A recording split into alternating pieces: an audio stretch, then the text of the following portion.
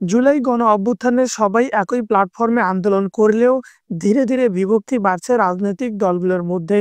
বিশেষ করে সম্প্রতি বিএনপি, জামায়াত ও তরুণদের গড়া দল এনসিপির মধ্যে প্রকাশ্যে দ্বন্দ্ব শুরু হয়েছে।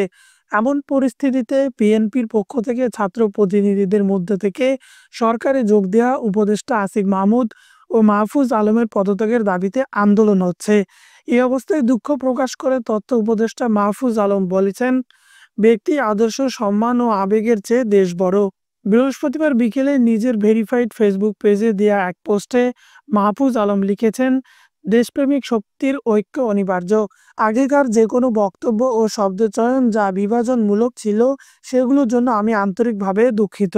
উপদেষ্টা মাহফুজ বলেন, সরকারে আর একদিনও থাকলে অভ্যুত্থানের সকল শক্তির প্রতি সম্মান ও সংবেদনশীলতা রেখে কাজ করতে চাই।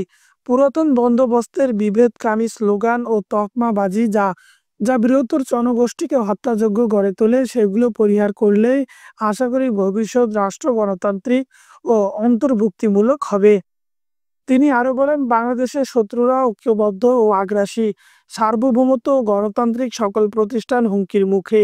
দেশপ্রেমিক জনগণ যারা জুলাই অভ্যুত্থানে ঐক্যবদ্ধ ছিলেন, তাদের সামনে দীর্ঘ পরীক্ষা। এই পরীক্ষা ঐক্যবদ্ধের এবং ধৈর্যের। এই পরীক্ষা উতরে যেতেই হবে।